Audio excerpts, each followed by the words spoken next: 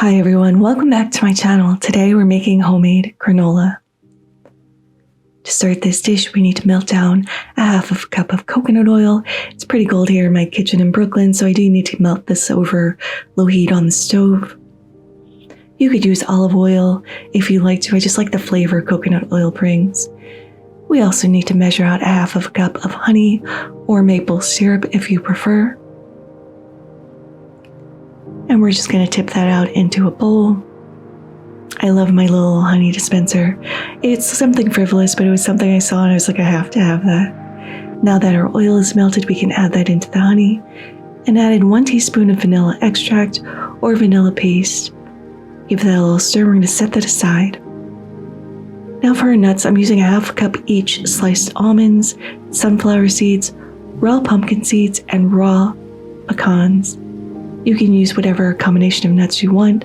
I just want to give these pecans a little choppity chop, just so they're a little smaller and they match the size of the rest of the nuts. Now for the oats themselves, I'm using 4 cups of steel cut oats. We're going to add in 1 teaspoon of kosher salt and half of a teaspoon of ground cinnamon. Then we're going to start adding in all of our nuts of choice. Again, you can use whatever combination speaks to you. There's no rhyme or set rule to this. We're going to give this a little mix before we add in our coconut oil, honey, and vanilla mixture.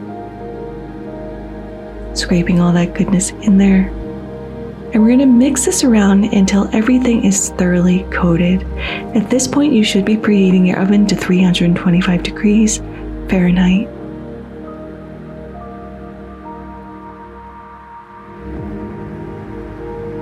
Once that's all mixed up, I'm going to tip this out onto a parchment-lined baking sheet. I'm using a smaller cookie tray because I want this to be a little compact. That's going to give you nice large clumps of granola. And we're going to just press this down until it touches all the edges and we get a somewhat even layer.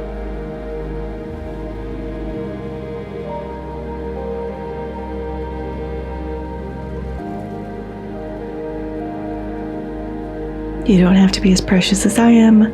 I just want to make sure this is all nicely compact. So we're going to bake this for 10 minutes. And then we're going to flip the tray around. Now for the fruits, you can use whatever combination of dried fruits you want. I have some coconut flakes, some dried cranberry, some goji berry. I love that earthiness that goji berry brings, and some dried fig. I'm going to cut down the fig so it matches the size of the cranberries and the goji berries. The fig adds a little sweetness, the cranberry adds a little tartness, the goji berries add a little earthiness, and the coconut adds that lovely rich creaminess. So I'm going to combine the dried fruits, but I'm going to leave the coconut because I want to toast that along with our granola, but I didn't want it to get burnt, so I'm going to add this halfway through.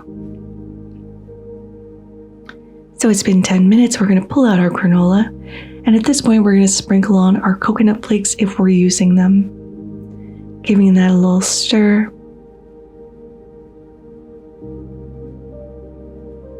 And again, we're going to press this down to keep this as compact as possible.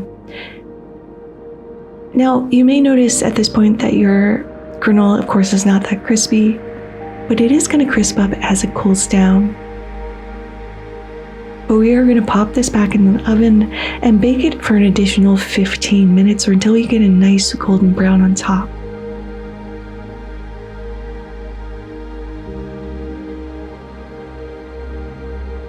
So after 15 minutes, we can take this out, and this smells absolutely delicious, and we're going to let this cool completely. Once our granola is cooled down, I'm going to transfer this over to a bowl. Parchment paper makes my life so much easier. Not only is it great for easing cleanup, I can transfer things over a lot faster. So now that our granola is in our bowl, we can add in all of our dried fruit. I'm going in with clean hands and giving this a nice, good mix.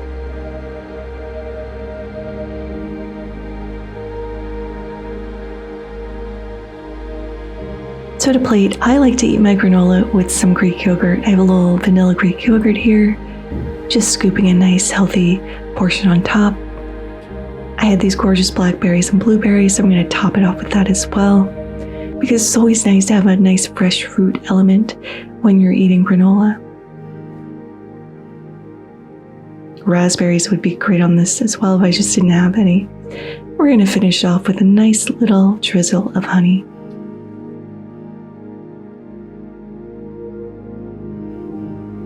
Now let's go ahead and give this a taste. The granola is crispy. It's not too sweet. The nuts add this richness and this texture. You get all these little hints of tartness, sweetness from that dried fruit. And of course, the fresh fruit on top and that delicious vanilla yogurt on the bottom just adds even more flavor and decadence to this. You can store this in an airtight container for up to 2 weeks, but I think we're going to go through this pretty quickly in our house. This is absolutely delightful. But there it is, homemade granola. I hope you all try to make this.